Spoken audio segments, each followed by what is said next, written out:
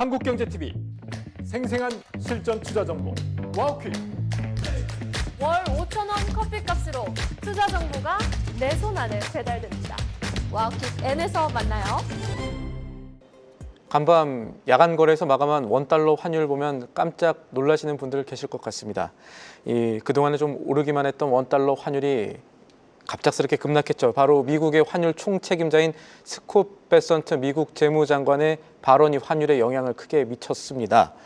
우리한테는 많은 시사점을 던져주는데 오늘은 이 문제에 집중을 해보겠습니다. 도움 말씀에 한상춘 한국경제신문 논설위원 자리에 있습니다. 안녕하십니까? 네, 안녕하십니까? 위원님, 저희가 보통 그동안 증시 어떻게 보셨습니까? 총평 부탁드리는데 오늘은 환율 그리고 그 중요한 내용들 먼저 짚어봐야 될 것 같습니다. 네, 사실 어제도 우리가 원화가 지나치게 저평가되어 있다, 외환위기 발생하지 않는다, 강력한 시장 개입을 권고했는데요. 예. 공교롭게도 베슨 장관이 사실 원화의 저평가를 얘기했습니다. 두 가지 내용으로 이제 요약해 볼 수가 있겠는데, 하나는 원화의 절대 수준이 우리 펀더멘털에 비해서 높다. 그러면 가치적인 측면에서는 너무 낮다는 얘기입니다. 그리고 변동성 얘기했죠. 원화의 위상에 비해서 변동성이 너무 심하다. 그럼 이 내용은 새로운 내용일까? 시청자 여러분, 이 내용은 실제로 그렇습니다. 우리가 이 시간 속에서 작년에 원달러 환율 평균 수준이 1,421원이다. 외환위기 당시보다 높다. 이 내용에서 베센트 장관이 절대 수준이 높다 하는 부분에 일치되는 부분이고요.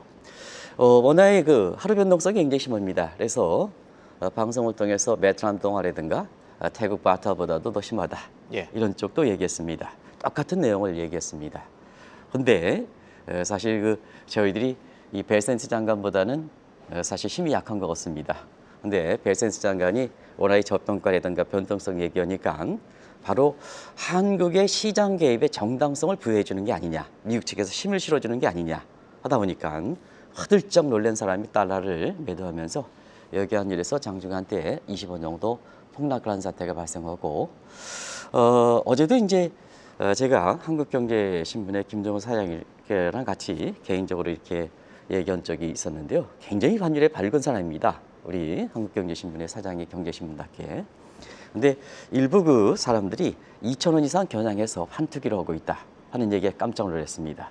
근데 오늘 같은 때 환율이 급락해서 1,460원 정도 하면 여키코 사태까지 발생 정도로 굉장히 손실이 많이 발생했다, 이렇게 보시면 되겠습니다. 자, 이제 이번에 환율을 끌어내린 미국 재무장관 발언에 대해서 좀 자세히 살펴보고 싶은데요. 우리 경제가 펀더멘털이 강력하다고 했습니다. 어떤 부분을 보고 베선트 장관이 이런 얘기를 했을까요? 대부분 다 이해를 못 하겠죠. 우리 경제 어렵다, 이렇게 얘기들 많이 하죠. 그리고 우리가 이번에 원달러 환율을 개입할 때, 환율이 내려갈 때 한국 경제에 대해서 신뢰를 못하고 이 틈을 타서 사실은 달러를 더 사라 증권 사라든가 이렇게 해서 실제로 미국 주식 사시는 분이 많습니다.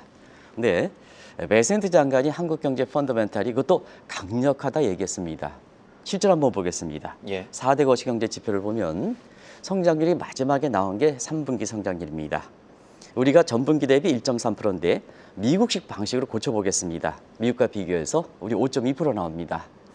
미국의 3분기 성장률이 4.3%입니다. 이거보다 높습니다. 그리고 소비자 물가 상승률을 보겠습니다. 어제 나왔던 미국의 11월 소비자 물가 상승률이 2.7% 나왔습니다. 한국은 작년 12월에 소비자 물가 상승률이 2.1%입니다. 이건 통계 방식이 또 동일합니다. 그래서 다이렉트로 비교할 수가 있습니다. 예. 그리고 우리 실업률 산출하는 방식은 똑같죠. 그래서 우리가 11월에 2.2%에서 사실 12월 달에 4.2%로 이렇게 올라가서 불안하긴 하지만 미국의 실업률이 지금 4.4%거든요. 이거보다 낮습니다. 그리고 경상수지를 보겠습니다. 미국의 경상수지 적자국이기 때문에 비교할 수는 없습니다. 그러면 경상수지 적자는 작년 11월까지 누적기로 1,000억이 넘었습니다. 코스피 상승률을 보겠습니다. 작년에 이어서 올해 1위를 기록하고 있습니다. 그러다 보니까 시청자 여러분, 브레이크아웃 네이션 국가라는 거에 위기를 극복하는 국가다, 세계에서 주목하는 게 근거가 없는 거다 하는 것도 말씀을 드렸습니다.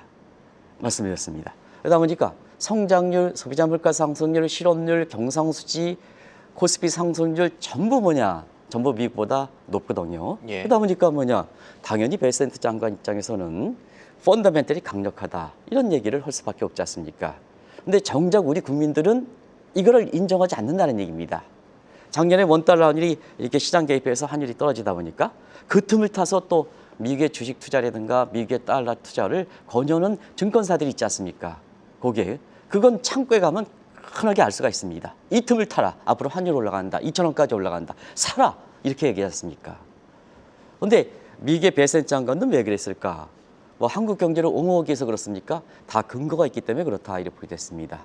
그러면 베센트 장관 입장에서는 자, 한국의 원화 가치가 이렇게 펀더멘탈 대비해서 유독이 낮고 변동성이 큰지 이해를 못하겠다 하는 얘기입니다.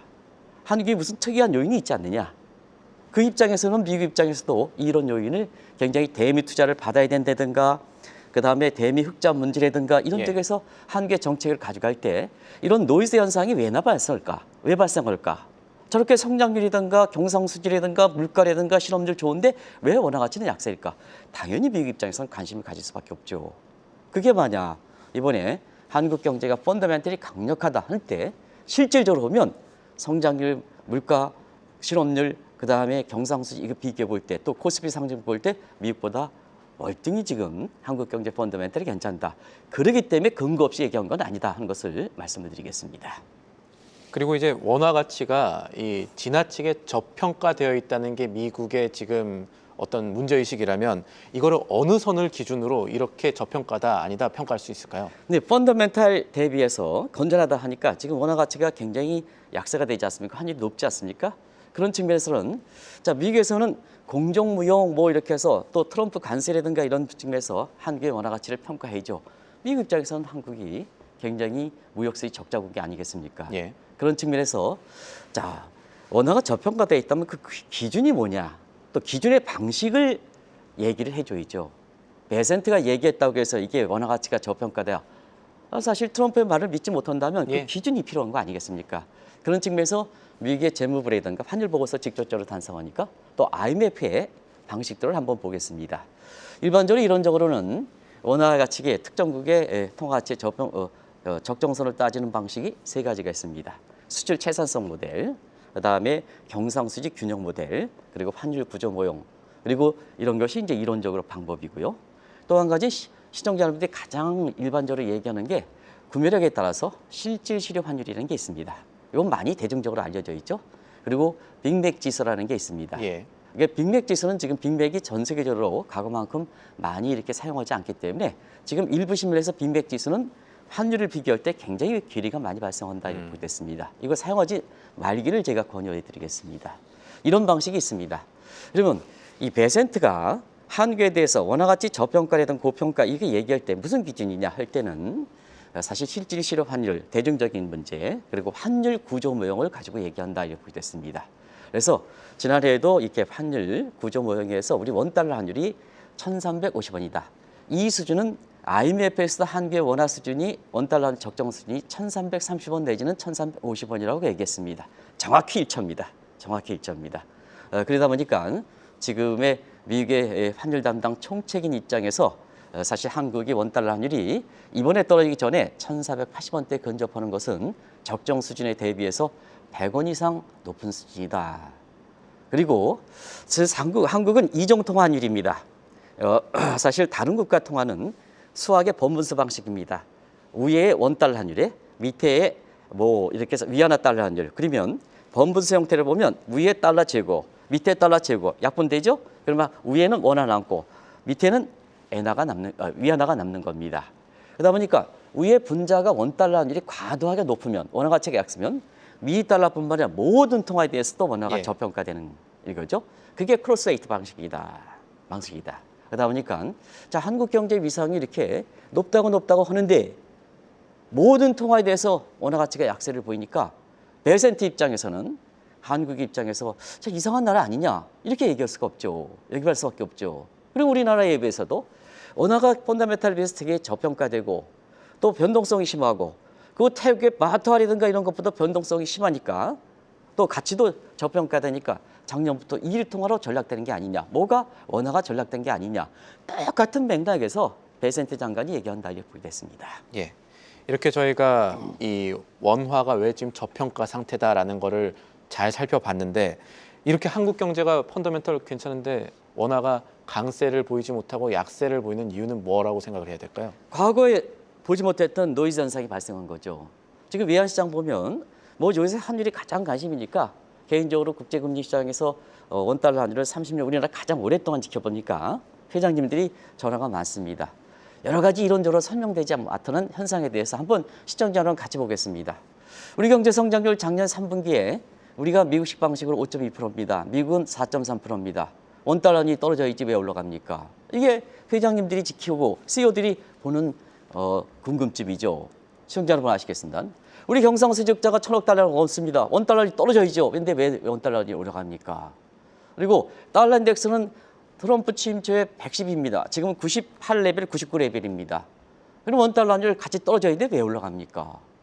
그리고 원달러율이 올라가는데 코스피가 떨어져야 되는데 코스피가 왜 올라갑니까? 이게 뭐냐? 이외에도 무척 많습니다. 10가지 이상 됩니다. 그러면 과거 이론들이 정확하지 않는다. 그럼 무슨 노이즈 현상이 발생하지 않느냐? 이게 베센트 입장에서 궁금한 거죠. 궁금하죠. 그럼 한국 경제 펀더멘탈도 괜찮고 다 괜찮은데 왜 그러냐? 그게 뭐냐? 종전에 스터라이즈 팩터에서 겨우시 경제 이론에서 나오는 성장률이 높으면 원달러이 떨어져야 되는데 원화 가치가 절상돼야 되는데 이런 얘기에서 정형화된 이론이 틀린다는 얘기입니다. 그러면 노이즈죠. 자, 그게 뭐냐? 한국의 증권사라든가 금융사라든가 있죠. 그다음에 우리 투자가 다 그런 건 아닙니다. 우리 국민들이 애국심 감망합니다. 일부 국민들이 뭐냐? 자, 이번에도 시장 개입했으면 환율이 떨어졌습니다. 그다음에 이 틈을 타서 이거 한국경제신문의 밑에 자막에 나갑니다. 지금 한번 보십시오. 이 자막에 보면 이 틈을 타서 달러 투자해라, 미국 주식 투자해라. 이게 한국에 다 그런 거 아닙니다. 이런 모습이지 않습니까? 그래서 이러한 내부적 문제로 인해서 그동안 내부적 문제를 계속해서 얘기하는 겁니다. 이 내부적인 의미에서 과거의 환율에 의해서 노이즈 현상이 발생하고 있다는 얘기입니다.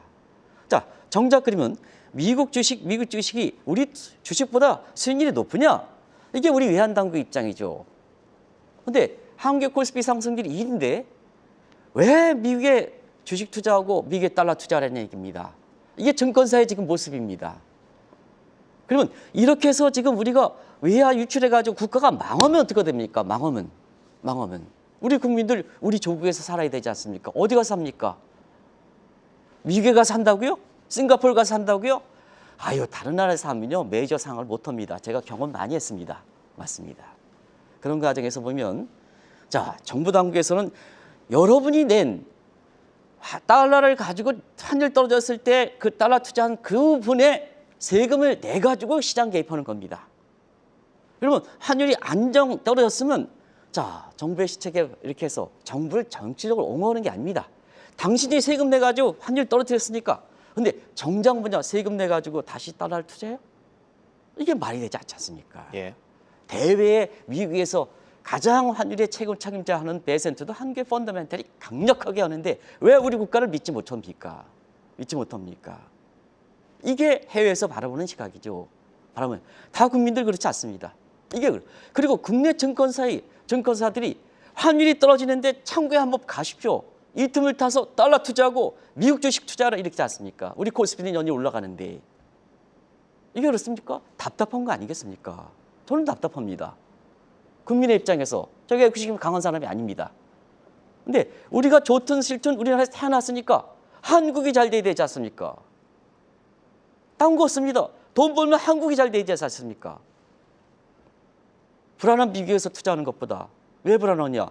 트럼프가 자산 동결할 수도 있습니다. 트럼프의 저명으로 보면. 그래서 이해가 되지 않는 현상입니다. 그걸 베센트 장관도 이해하지 못한다는 게 아니겠습니까? 읽어서 오늘 이 베센트 장관의 말 한마디를 계기로 해서 우리 국민들이 들어주는 시사점을 굉장히 많다는 얘기입니다. 한 번 정도 생각해볼 대목이다 하는 것을 말씀드리겠습니다.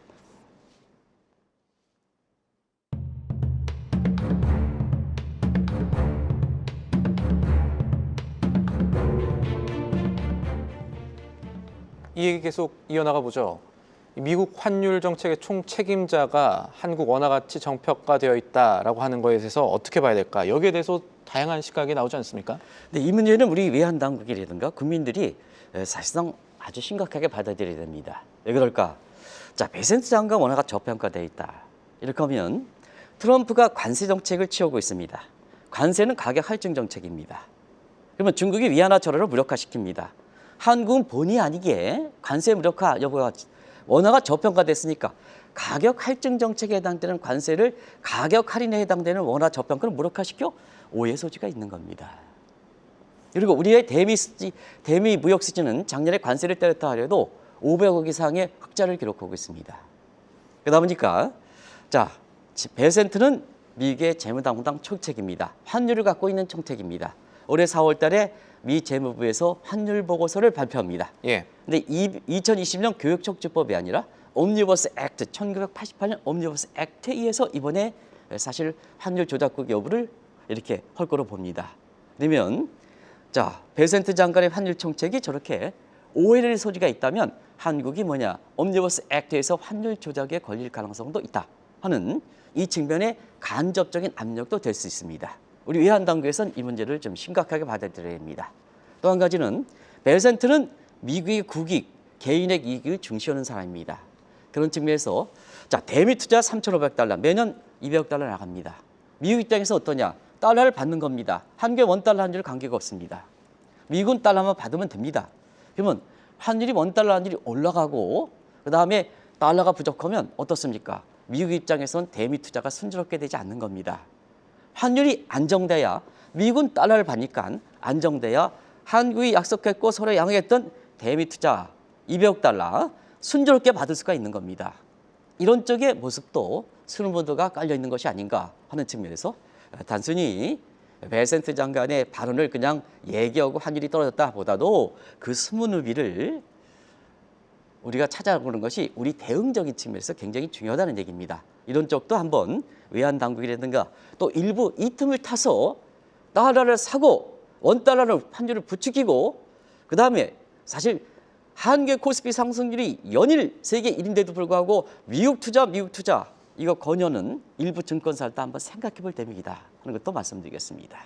자, 그러면 위원님, 베센트 장관의 이런 방안 그리고 이런 발언들이 우리 정책 당국의 인식과 같고 그래서 이 발언이 우리 당국의 환율 시장 개입에 어떤 정당성을 부여한다 이렇게 볼 수가 있을까요? 서로가 원화 저평가 공동 인식하죠. 펀더멘탈 베이스 저평가 인식하죠. 노이즈 현상 발생했죠. 죽여야죠. 노이즈를 죽여야지 우리 펀더멘탈 대비해서 우리 경제 원화 가치가 되는 거 아니겠습니까? 그러면 세계적으로 오해가 소지가 없는 거죠. 예. 없는 거죠. 그런 과정에서 작년부터 그런 얘기를 했습니다. 어차피 사실 시장에 개입했으면 어떠냐? 1차 개입설 잘했습니다. 1430원대까지 이렇게 낮췄습니다. 더 개입해 주십사. 어디까지? 자, 해외에서 보는 적정 환율 수준.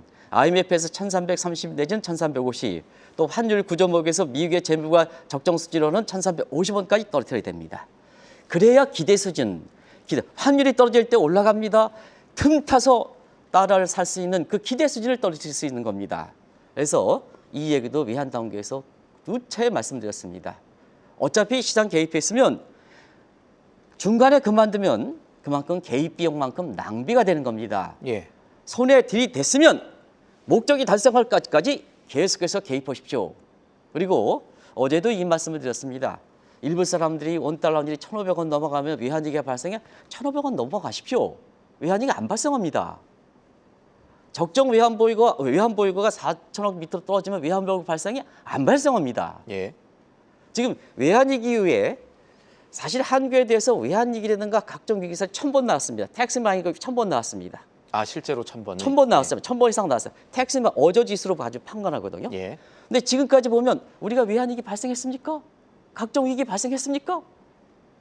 일부 비관론자들이 이렇게 해서 이런 틈을 타가지고 자 외환위기 발생한다 보니까 마치 우리가 위기가 발생하는 기대수를 충족시켜서 아무리 우리가 경상수지가 1,000억 달러 이상 나더라도 환율이 떨어지는 게 아니지 않습니까? 올라가지 않습니까? 손해는 누굽니까? 우리 국민들 전체 손해죠. 전체 손해죠. 외환위기가 발생하면. 이런 쪽에서 사실 이양 개비했으면 자 이런 환율에 대해서 외환부에서 잘못된 선입견 또 일부 유튜브라든가 대학 교수가 우리나라의 외환위기만 발생해서 떠드는 대학 교수가 있습니다. 이런 사람의 말을 믿지 말고 사실 목적이 달성할까 일이 들이댔으면 국민의 세금까지 들이댔으면 목적 달성할까지 할 필요가 있다. 더더구나 베센트 재무장관까지도 이걸 인정하고 있다 하는 측면에서 좀 강력하게 시장 개입했다. 다시 한번 주문해 드리겠습니다. 자, 외환 당국이 환시 개입을 하는 것에 대한 비판적인 시각도 국내 일부에선 분명히 있는 게 사실입니다. 이 부분은 어떻게 봐야 될까요? 일전에도 한번 이걸 지적했는데요. 시장 개입의 목적을 한번 보겠습니다. 자, 시장 개입 인정합니다. 시장이 항상 각국의 공정한 페어 트레이딩, 공정한 무역을 보장할 만큼 시장에서 환율이 형성합니까? 그게 아니지 않습니까? 그러니까 IMF 입장에서는 그걸 인정한다는 얘기입니다. 예. 그래서 IMF 입장에서는 스무딩 오퍼레이션에서 그 나라 경제, 세계 경제 입장에서 환율의 일정한 변동폭, 시장 계획에서 변동을 인정하지 않습니까? 그게 스무딩 오퍼레이션이다. 그러면 작년 연말에 하루에 40원 정도 떨어지고 그다음에 이번에 20원 정도 떨어지는 수준은 절대 스무딩 오퍼레이션을 벗어난 수준이 아니다 하는 것을 말씀드리겠습니다.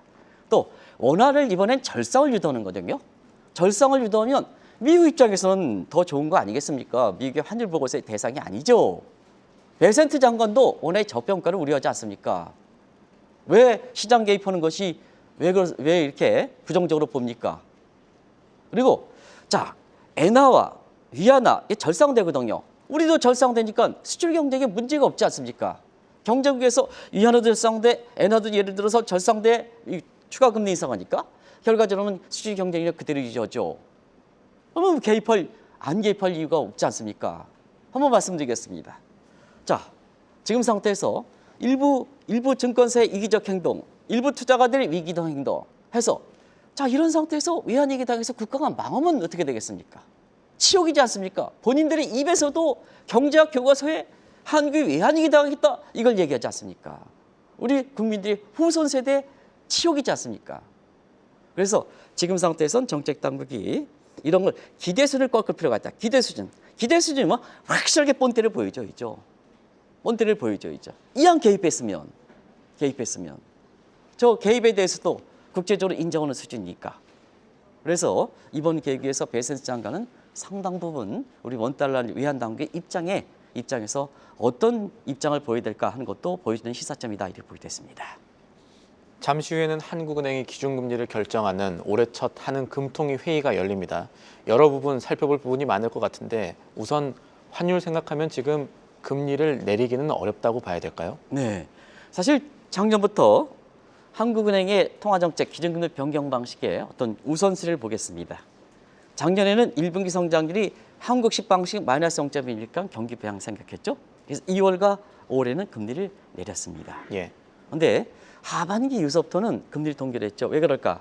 자, 거시경제 안정성, 가계부채 문제, 그다음에 강남 지역을 비롯한 부동산 투기 문제 이거 잡겠다고 금리를 내리지 않고 금리를 이렇게 동결했습니다. 그리고 최근에서는 원달러 환율 문제가 한국 입장에서 중압감이 되니까 이게 뭐 서학개미 책임이다. 본인들의 책임도 크죠. 이창용 총재가 왜 외환에 담당해서 본인이 뭐 남을 탓할 게 있습니까? 환율 외환 당국자인데 설령 본인의 의도와 관계없이 환율이 올랐다 하더라도 본인의 책임이 있는 겁니다. 그게 국민들의 세금을 먹는 사람들의 국민에 대한 자세이지 않습니까? 중앙은행 총재가 환율이 올라가는데 서학개미 탓이 있습니다. 원인이 있습니다. 그렇다 하더라도 한국은행 총재가 서학개미 탓하면 안 되는 거죠. 국가를 위해서 본인이 살겠다 하면 안 되는 거 아니겠습니까? 환율이 올라가더라도 올라간 것에 대해서 본인이 책임을 갖고 안정시키는 이게 중앙은행 총재의 모습이죠. 그게 모습이죠. 국민을 안정감을 주는 거 아니겠습니까? 자, 서한얘기 탓이다. 환율 더 올라간다. 환율 더 살아. 이런 간접적 시사도 될 수 있지 않습니까? 불안한 게. 그게 국목을 잡는 사람들의 모습이죠. 설령 잘했다 하더라도 국민들에서 보여주는 태도죠. 이런 문제입니다. 자, 그러면 그런 상태에서 지금 올해 첫 금통위를 맞습니다. 자, 거시경제 안정성 차원에서 우선순위를 두고 있는 강남의 부동산 투기 잡았습니까? 금리 가지고 잡습니까? 저도 이 방송을 통해서 왜 일반적 보편적 수단인 금리 가지고 전 국민이 대상으로 하는 이러한 것을 강남 지역의 부동산 투자를 했다고 들이댔냐? 그러면 지방의 사람들은 금리 동결 때문에 부동산 시장이 더 침체되는 그런 상대적인 피해감을 받죠. 그게 일반적 보편적 수단과 선별적 질적 수단을 구별해 줘야 된다 하는 것도 시청자 여러분 말씀입니다. 자, 작년부터 금리 동결했습니다. 강남 부동산 잡혔습니까? 뭐가 잡혔습니까? 더 올라갔죠. 그런 측면에서 자, 거시경제 입장에서 가계부채라든가 그 다음에 부동산 투기 문제 잡히지 못했습니다. 원달러 환율은 더 올라갑니다. 그럼 오늘 어떻게 되겠습니까? 기준금리 동결해야죠. 무슨 다른 이유가 더 필요가 있겠습니까? 점도표요? 미국에서도 점도표 무용성이 나오는데 무슨 점도표가 있습니까? 금융시장에 딱 불안감 볼 때 잡혔습니까? 안 잡혔죠. 그럼 요즘 기준금리 동결해야죠. 무슨 이유가 되겠습니까? 그래서 한국의 통화정책도 지금 경제여건에서 이렇게 많이 변하니까 통화정책에 담당하는 사람이 이론의 전문가가 아니라 실제로 이론은 이제 AI에 의해서 과거의 이론은 공부했든 안 했든 간에 이제 다 보여줍니다. 오늘 직전까지 다 보여줍니다. 그럼 가보지 않는 길을 가야죠. 그러면 가보지 않는 길에 대해서는 그만큼 경륜이 있는 사람이 금통위원회에 들어가야 된다. 금통위에 들어간다. 그런 것도 시사해 주는 것이 아닌가. 그래서 뉴노멀 통화정책 방향을 좀 한국에서 제시해 줍사 하는 것을 기준금리 기정사실화 되니까 동결이 되니까 그걸 좀 권유해 드리겠습니다. 오늘 첫 금통이니까. 그래서 좀 금통위원들 좀 새롭게 좀 환경의 변할 겸 새롭게 좀 변화 좀 하시기 바랍니다. 그리고 제발 우리 경제 상황이 좀 어려우니까 좀 이렇게 국민들 입장에서 고민이 많은데 금통에서 금리 동결한다고 해서 금통위원들이 시작한 지 10분 만에 땅땅 치지 마시기 바랍니다. 좀 고민하는 모습을 좀 많이 해주시기 바랍니다. 그게 국민들한테 심리적으로 안정해주는 효과가 큽니다. 설령 동결하더라도 좀 많이 고민하시기 바랍니다. 오늘 말씀이 많은 시사점을 갖고 있는 것 같습니다. 오늘 시간 여기까지 하죠. 지금까지 도움 말씀에 한국경제신문 한상춘 논설위원이었습니다. 위원님 오늘도 감사합니다. 네, 고맙습니다. 계속해서 다양한 경제 이슈를 알고 싶다면 구독과 좋아요, 알림 설정 부탁드립니다. AI 캐스터 권미정이었습니다.